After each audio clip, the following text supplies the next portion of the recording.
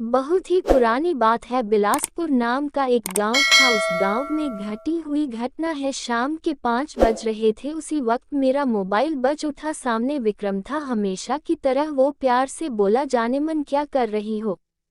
मैंने कहा कुछ नहीं, बस अब ऑफिस से निकल कर पीजी जाऊंगी। तुम क्या आ रहे हो?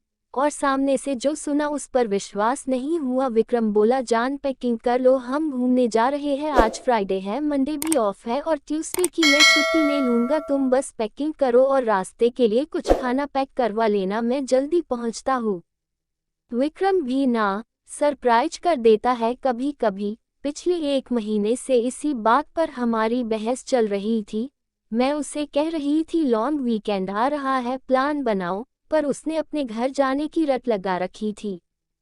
हम दोनों ही गुड़गांव में जॉब करते थे, अलग अलग पीजी में रहते थे। हफ्ते में 3 से 4 बार मिल लेते थे, पर वीकेंड पर विक्रम का घर जाना जरूरी ही था। उसके पेरेंट्स उसका रास्ता देखते थे। मेरा अपना कहने को कोई नहीं था इस दुनिया में। चाचा ने बचपन में पाल दिया, पढ़ा लिखा भी दिया। अब जब वो नहीं रहे तो मैं उनकी फैमिली में एक अवांछनीय सदस्य हो गई। इसलिए पिछले 2 साल से पीजी में रहने आ गई थी। यही विक्रम से मुलाकात हुई और कब मुलाकातें प्यार में बदल गई पता ही नहीं चला। हम दोनों उम्र के 30 बसंत देख चुके थे। अब हमारे प्यार में लड़कपन नहीं था, एक गंभीरता थी, पर हम दोनों एक साथ लिव इन में रहने की हिम्मत ना जुटा पाए।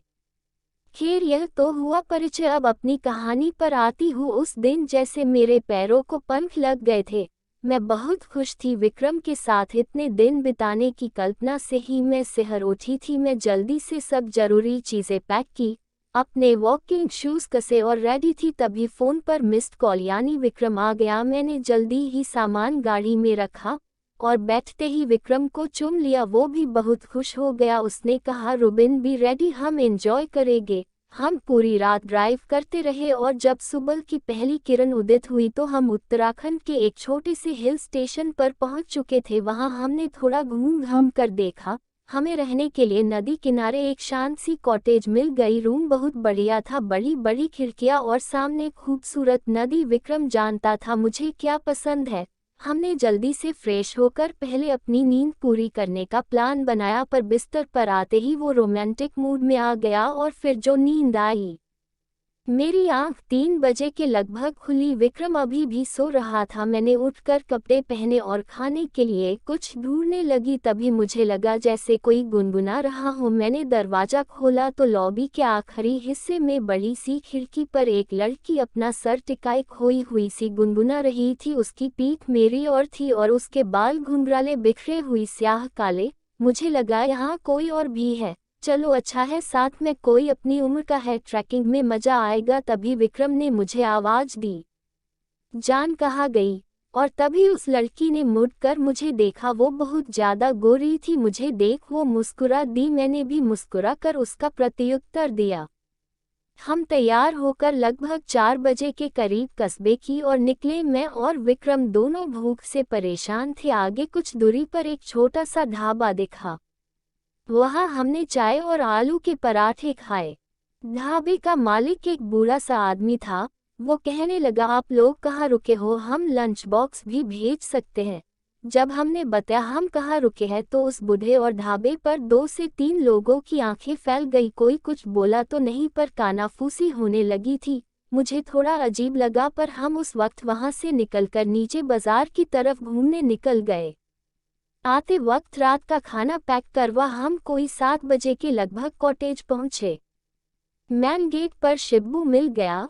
वो कॉटेज का केयरटेकर था। उसने बताया यहाँ सिर्फ ब्रेकफास्ट और चाय काफ़ी ही मिल सकती है, पर पीछे की तरफ किचन है जहाँ आप खुद खाना बना सकते हैं।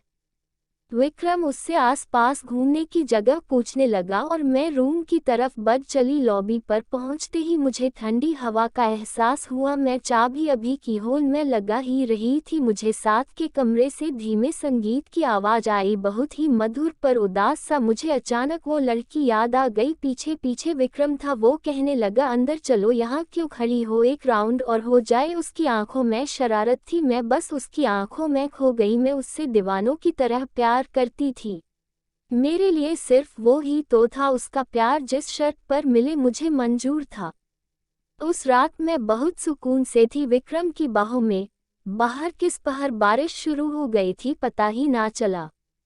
मुझे प्यास लगी थी, फोन उठा कर देखा तो रात के 2 बज रहे थे। बारिश की रिमझिम और रात का सन्नाटा अलग ही दुनिया लग रही थी। मैंने विक्रम को देखा, वो किसी छोटे बच्चे की तरह सो रहा था। मैंने उठकर खिड़की खोली और बारिश की बूंदों को अपने चेहरे पर महसूस करने लगी। तभी साथ वाले रूम से किसी के रोने की आवाज़ें आने लगी। कोई आदमी जोर जोर से बोल रहा था और कोई लड़की रो रही थी। उनकी आवाज़ें स्पष्ट नहीं थी, जैसे दबी दबी सी थी। खिड़की बंद करने की आवाज़ से विक्रम भी उठ बैठा, कहने लगा, रुबिन तुम रात को खिड़की क्यों खोल रही हो? यह कॉटेज नदी के पास है, जंगली जानवर भी आ सकते हैं। मैंने तब दिन में मिलने वाली वो बिखरे बालों वाली लड़की का जिक्र किया। मेरा ख्याल था वो कोई विदेशी है। विक्रम बोला, उन्हें छोड़ो, कल तुम्हें एक वाटरफॉल पर ले जाऊंगा, अभी इधर आओ और मुझसे लिप जाओ। सुबह बड़ा फ्रेश मूड था। हम जल्दी से नाश्ता करके वाटरफॉल की तरफ निकल पड़े। जाते जाते शिब्बू ने कहा, आप वाटरफॉल नीचे से ही देखिएगा, ऊपर चोटी पर मत जाएगा। उस चोटी से फिसलकर बहुत लोग जान गंवा चुके हैं। लगभग 3 किलोमीटर की ट्रैकिंग करके हम उस वाटरफॉल तक पहुंचे। वहां काफी चहल पहल थी, पर्यटकों के साथ साथ लोकल लोग भी थे। संडे जो था वाकई बहुत खूबसूरत जगह थी। हम भी वहां फोटो लेने लगे। वहां पर एक छोटा सा लड़का लगभग जला हुआ पतीला, मैगी और कुछ कोल्ड ड्रिंक की बोतलें लिए बैठा था। विक्रम ने उसे कहा, मैगी के साथ साथ चाय पिला सकते हो? उसने हाँ में सर हिलाया। विक्रम उससे बातें करने में व्यस्त हो गया।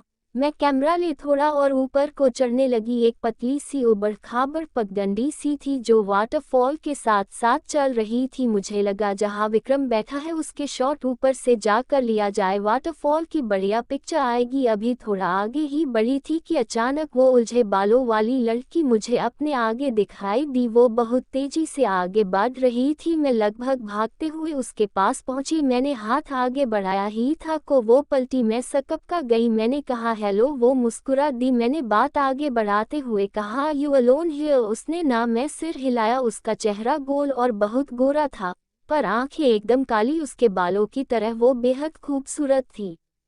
मैंने उससे पूछा, वेयर आर यू फ्रॉम? इस बार वो धीमी आवाज में बोली, मैं भी भारतीय ही हूँ। मैंने कहा, ओह, मुझे लगा आप विदेशी हो। वो हल्के से हंस दी। तभी मुझे ढूंढता हुआ विक्रम आ गया। मैंने परिचय करवाया, मैं रुबिन और मेरे हस्बैंड विक्रम। मैं झूठ बोल गई। उसने अपना नाम सारा बताया। विक्रम ने चाय पीने का ऑफर दिया पर उसने मना कर दिया। वो चोटी की ओर बढ़ चली। जाते जाते विक्रम ने उससे भी केयरफुल कहा। वो पलटी और मुस्कुराते हुए हाथ हिला दिया। हम लगभग 2 घंटे वहीं बैठे रहे पर सारा वापस नीचे की ओर नहीं आई। मैंने कहा, चलो बाजार घूम आते हैं, पर विक्रम का मूड कुछ और था। हम वापस कॉटेज पहुंचे। वापसी के सारे रास्ते विक्रम शरारत करते हुए आया था। कभी गले लगा लेता, कभी चुम लेता, कभी गोदी में उठा लेता। मुझे लग रहा था काश यह वक्त यही रुक जाए, हम हमेशा यही रह जाए। जब मेरी नींद खुली विक्रम बिस्तर पर नहीं था। मैं कपड़े पहनते हुए उसे आवाज देने लगी पर कोई जवाब नहीं आया। विक्रम कहीं भी नहीं था। तभी बाहर लॉबी में कुछ आवाज आई। मैंने दरवाजा खोला तो विक्रम बाहर उस खिड़की के पास खड़ा था जहां मैंने सारा को पहली बार देखा था, उसी तरह सर टिकाए हुए बाहर देखते हुए। जनाब, कहाँ खो गए? विक्रम पलटा और बोला, मुझे कोई उदास सी धुन सुनाई दी। उसका पीछा करते करते यहाँ आ गया। साथ वाले दरवाजा हल्का सा खुला हुआ था। मुझे जिज्ञासा हुई, सारा वापस आई कि नहीं। मैंने देखा तो रूम बिल्कुल खाली था। पलंग पर एक भी सिलवट नहीं, पर्दे लगे हुए। मुझे लगा सारा शायद चली गई। हमने डिसाइड किया आज डिनर खुद ही बनाएंगे। विक्रम ने शिब्बू से चिकन और वोडका ले आने को कहा। हमने कॉटेज के आंगन में आग जलाए, साइड में ही चूल्हा मंगा लिया।